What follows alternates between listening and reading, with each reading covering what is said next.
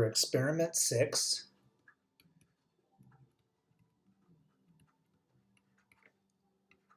chemical periodicity. So there's a couple parts to the experiment.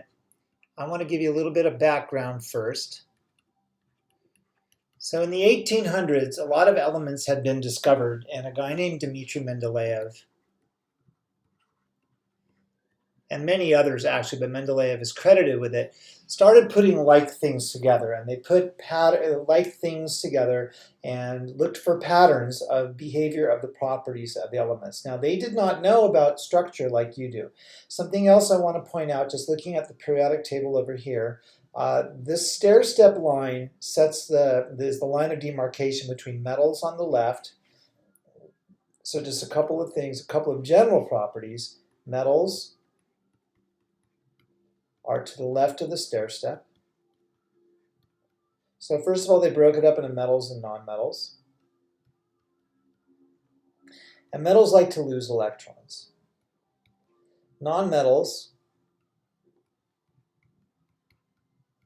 are to the right of the stair step.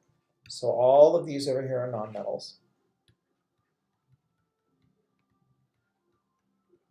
And nonmetals like to gain electrons. And so the easier it would be to gain electrons would be more reactive nonmetals. Easier to lose electrons would be more reactive metals. There's a couple other things that you should have learned in the lecture that you can look at in this lab, and that has to do with, well, what determines losing electrons and gaining electrons? And without giving too much away, remember it's the attraction for the nucleus. So big atoms, right, the nucleus would be far away, would have less attraction for electrons. Smaller atoms would have a greater attraction for electrons. So you can kind of put that together with this. Now, some other things that Mendeleev came up with, or that we talk about with the periodic table, let me just erase some of this, is a column on the periodic table. So these are columns. A column, this is where we put like things together. A column is a group or a family. And within a group, there are similar properties. Now again, why are there similar properties? Well, they were put in groups because there were similar properties. But what they didn't know that we know is configurations, the structure. So for example, you should have learned in your lecture, if we just look at the first column,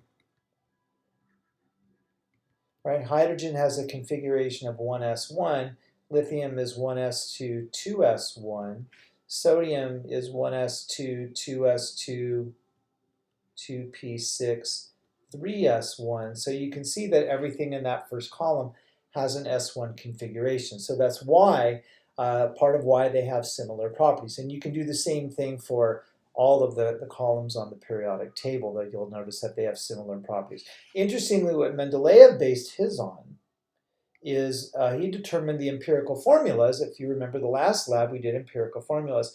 And just to give you an example, the empirical formulas of the oxides going across a row, if we just look at the second row, what I didn't mention is a row on the periodic table, excuse me. A row is a period. Should have mentioned that. In a period, you'll see a regular change. So the first row is the first period, second row is the second period. But if you look at the third period, the formulas of the oxides vary like this. MgO, Al2O3, SiO2, P2O5, SO3, and Cl2O7. And so if you look at the ratio of the element to oxygen, it's 1 to 0.5, that's a 1 to 1, 1 to 1.5, 1 to 2, 1 to 2.5, 1 to 3, 1 to 3.5. Where we get this, right, 2 to 3 is the same as 1 to 1.5. And so you can see as we go across a row, the ratios of the element to oxygen increase in steps of 1/2. That's what Mendeleev based his periodic table on. Anyway, so you're going to do a lot of stuff with the periodic table in this lab, and you're going to look at some things. So let me kind of go through the experimental part. I'm going to minimize this in case I need to make it bigger. All right, In part A, what we've done for you is we're going to look at lithium, sodium, and potassium in water. And if you remember the periodic table, the first column is like this. And so we're looking at these elements, we're looking at reactivity of metals as we go down a column. And it'll be pretty obvious what's more reactive and what's less reactive. All right? And these are metals. Okay, part B, we're going to do the same thing. We're going to look at chlorine, bromine, and iodine. And so this is nonmetals. In column 17, the halogens is fluorine, chlorine, bromine, iodine, and so on. And so this is nonmetals as we go down a column, and you're going to determine the relative reactivity, what's more reactive. All right? And so the way you're going to do this particular thing, for that part, it's a little complicated, is going to be doing what are called single replacement or single displacement reactions.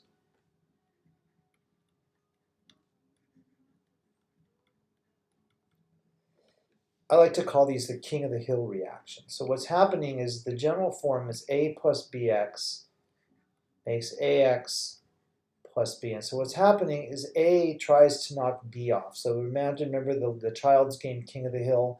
Someone climbs up a hill, X is the hill, proclaims themselves king, and if you can knock B off the hill, you become king. So A replaces B if A is more reactive than B. That says more reactive than. If A is less reactive than B, then A stays by itself. And so what's interesting is if A is more reactive than B,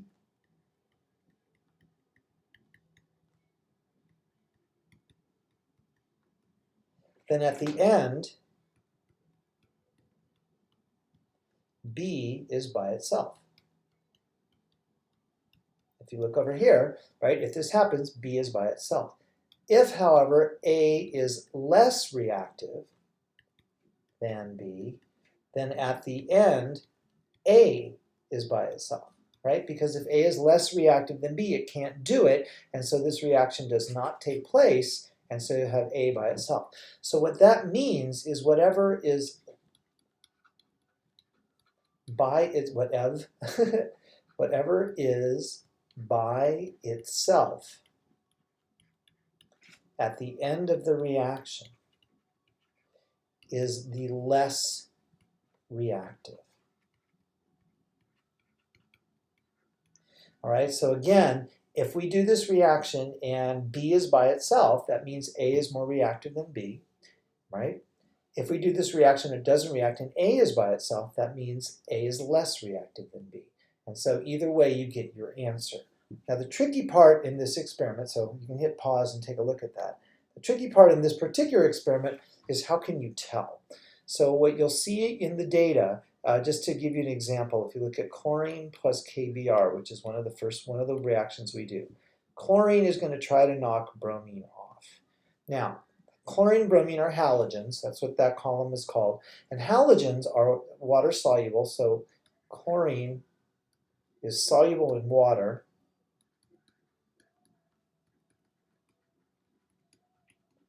but also in oils. And it's more soluble in oil. Now if you look at this compound, this is actually an ion. This is a plus and a minus. Ions are not soluble in oil. So what we do is we're going to take, for example, we'll take chlorine in water, and then we'll add some oil, and we'll shake it up, and what will happen is the chlorine will move into the oil. So this is the top layer, but now the chlorine is here, and this is just water. And what happens is it just so happens that a property of the halogens is that the oil will change color and depending on the halogen. So chlorine has a color in oil, bromine has a color in oil. So whatever the color of the oil is will tell you what the halogen is in there. So for example, in this particular reaction, okay, if we take chlorine plus KBr, let's say we do this, Cl2 plus KBr, and let's say we end with the chlorine color.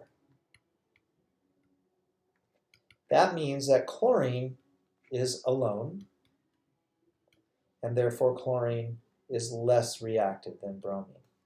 If we do the same reaction and at the end we get the bromine color,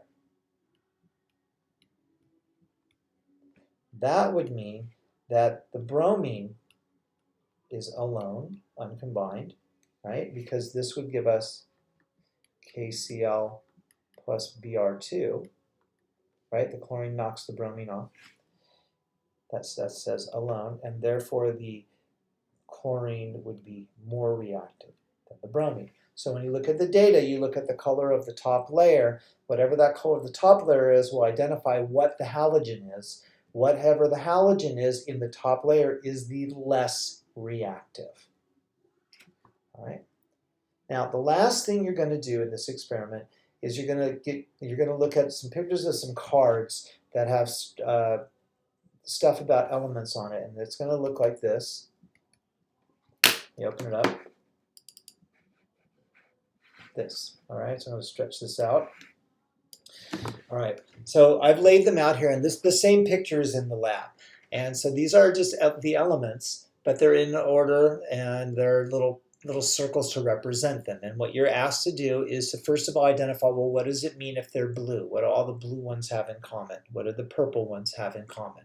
What do the brown ones or the orange ones have in common? What does the green color mean? Then you're going to look at the size. So you see how the size varies going down a column, the size going across the row. They tend to get, you can see what happens to them. Also the shade. So if you look down a column, see how the blue ones are getting darker, but if you go across the row, the blue ones are getting lighter. As you go across the row, you see how the orange ones are getting darker, but down a column, they're getting a little lighter. So what does the darkness of the color mean? You're also going to look at the oxide formulas. These are the densities, because you can tell by mass provided. Densities are tricky. See, notice this is cubic centimeter and this is a liter. All right. What does the orange number mean? What does this number mean? The green number I just told you. And then the last thing you're going to look at is these little sticks that are sticking off the circles. What do those little sticks mean? So for example, everything here has one black stick. Everything here has two black sticks. This has two blacks and a red. This one's over here has two blacks and 5 reds. So what do the black sticks mean? What do the red sticks mean? Now, as I said, Mendeleev was able to predict properties of elements that had not been discovered, and specifically gallium and germanium. So then the last thing you're going to be doing is you're going to say, if I was going to make a card for gallium, and you can look at a real periodic table and figure out what would that card look like. And then there's a picture of 4 cards of gallium, and you can decide which one would be the right one and see if you were right. Same with germanium. All right, so that's the lab, and that should keep you out of trouble for a couple of days. You can always pop up on Zoom and come by office hours with me or your instructor to get help. So have fun with it. Take care.